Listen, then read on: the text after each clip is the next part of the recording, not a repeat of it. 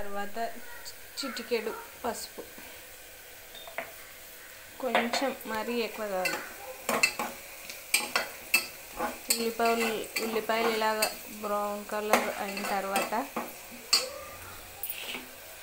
ఇలా పేస్ట్ చేసుకున్న 3 టమాటాలు, కాజు, అల్లం వెల్లుల్లి మిక్సీ పట్టుకొని ఈ మసాలా మొత్తం కూరలో ఇందులో ఉల్లిపాయలు వేగిపోయిన తర్వాత ఇందులో వేసేసుకొని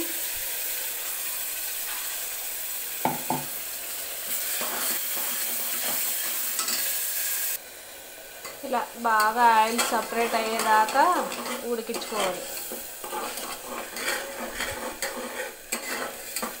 ఈ మసాలా మొత్తం ఉడికిపోవాలి. మంచిగా ఆయిల్ సపరేట్ అవుతుంది అనుకున్నప్పుడు అప్పుడు మష్రూమ్స్ వేసుకోవాలి.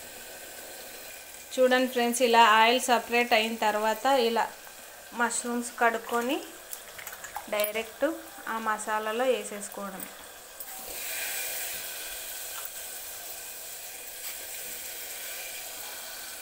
నీట్గా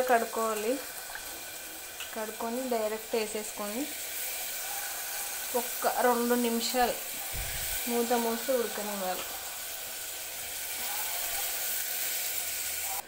మష్రూమ్స్ వేసిన తర్వాత ఇలాగ వాటర్ వస్తుంది ఫ్రెండ్స్. ఈ వాటర్ కొంచెం ఇంకేదాకా మూత పెట్టేసుకొని 2 నిమిషాలు వదిలేయాలి.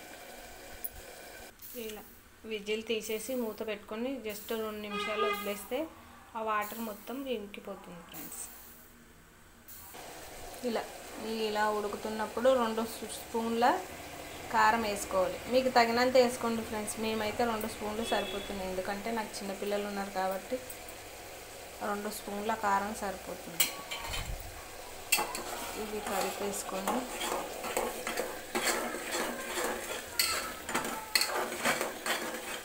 కొంచెం మరీ ఎక్కువ కాదు, 1 నిమిషం అలా మసాలాలో కారం వేసిన తర్వాత కొంచెం ఉడకాలి ఫ్రెండ్స్. ఇలా వాటర్ సపరేట్ అయినప్పుడు మనకు తగినట్టు, నాకైతే 2 లేదా 5 విజిల్స్ పెట్టుకుంటాను ఫ్రెండ్స్. దానికి తగినట్టు నేను వాటర్ వేసేసుకుంటాను. నాకైతే ఇన్ని సరిపోతాయి. మీ కర్రీ క్వాంటిటీని బట్టి మీరు వాటర్ అడ్జస్ట్ చేసుకోండి. నాకైతే ఇన్ని వాటర్ సరిపోతాయి.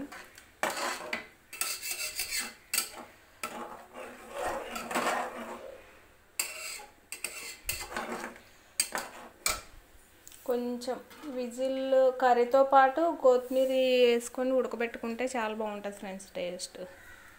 మళ్ళీ చివరిలో కూడా వేస్తానులేండి, కాకపోతే ఇలా కూడా వేసుకుంటే చాలా బాగుంటుంది. ఇలా ఈ టైంలో విజిల్ పెట్టుకొని 2 లేదా 5, నేనైతే 5 పెట్టుకుంటాను ఫ్రెండ్స్. ఎందుకంటే మష్రూమ్స్ కొంచెం గట్టిగా ఉంటాయి కదా, మా పిల్లలు తినలేరు. అందుకని కొంచెం మెత్తగా ఉడకాలి అంటే నేను 5 విజిల్స్ పెట్టుకుంటాను. మీకు తగ్గట్టు, మీ కర్రీ ఎలా ఉండాలనుకుంటారో దానికి తగ్గట్టు విజిల్స్ పెట్టుకోండి.